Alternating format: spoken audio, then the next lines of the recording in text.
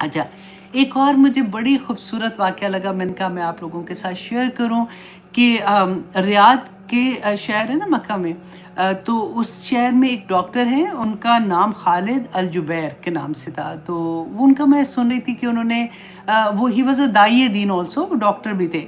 तो उनके पास एक पेशेंट आई और उन्होंने उनको कहा कि डॉक्टर साहब, जिस दिन से मैंने होश सँभाला है ना, मैंने चैन नहीं पाया। मुझे कोई एक रात याद नहीं है कि मैं सुकून की नींद भी सोई हूँ। अल्लाह अकबर! वो किस किस्म की तकलीफ़ में होगी, कैन यू इमेजिन? तो उसने कहा कि आप मुझे कुछ मतलब ऐसा बताएँ, आप मेरा इलाज, क्योंकि इलाज के लिए बेसिकली आई थी। तो वो डॉक्टर अपने वाक़या बयान करते हैं कि क्योंकि वो दाई दीन भी थे, तो उन्होंने कहा कि ठीक है, आपका इलाज तो मैं करूँगा, लेकिन 1 हफ़्ते का टाइम दें। आप 1 हफ़्ते में ये करें कि आपने 8 दिन सिर्फ़, ठीक है, आपने तहज्जुद में उठना है और तहज्जुद में आपने सूरत अल बकरा पूरी ख़त्म करनी है। अब उसने कहा कि ये तो मुमकिन नहीं है, ये तो कैसे मैं कर सकती हूँ? क्योंकि उसको आदत भी नहीं थी ना। तो फिर डॉक्टर ने कहा कि क्या जब से तुम ज़िंदा हो, तुम कह रही हो मुझे होश सँभाला है, मुझे चैन नहीं है, मैं 1 रात नहीं चैन से सोई हूँ, वो ज़्यादा मुश्किल है कि ये ज़्यादा मुश्किल है? ख़ैर एनीवे वो मान गई, उसने कहा कि नहीं, वो मुश्किल है ज़्यादा, मैं ट्राई करती हूँ। अब आसान तो नहीं है ना। और उन्होंने कहा क्योंकि अल्लाह सुब्हानह तआला का वादा है कि वो आसमानी दुनिया पे आके पुकारते हैं और वो सुकून तुम्हें देंगे जब तुम दुआ मांगोगी। और सूरत अल बकरा के लिए अल्लाह सुब्हानह तआला ने फरमाया कि इसमें रहमत भी है और जो इसे छोड़ता है उसके लिए उसमें हसरत है, तो इसलिए ये तुमने पढ़नी है।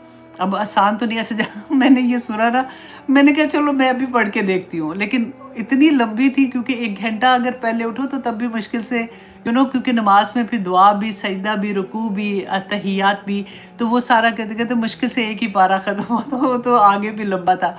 तो मैंने कहा अल्लाह रहम करे, अगर कभी ज़रूरत पड़े तो फिर 2 घंटे पहले उठ सकता है बंदा। लेकिन आज मैं आपको ना एक शॉर्टकट भी बताऊँगी इंशाअल्लाह। अच्छा जी, तो उन्होंने कहा कि उसको ये कह के भेज दिया। कहते एग्ज़ैक्टली 8 दिन के बाद उसका फ़ोन आया और उसने कहा कि डॉक्टर साहब, शुरू में मैंने किया, लेकिन कुछ ही दिन के बाद मुझे जो सुकून, जो मुझे राहत, जो मुझे चैन मिला है, मैं डिस्क्राइब ही नहीं कर सकती हूँ। तो कितनी प्यारी बात है ना कि अल्लाह के कलाम में बरकतें बड़ी हैं कि जब इंसान सही कोई गाइड करने वाला मिल जाता है, उसको ज़िंदगी का मकसद समझ आ जाता है ना, तो बहुत आसानियाँ हो जाती हैं। हज़रत अब्दुल्ला बिन उमर का वाक़या आता है।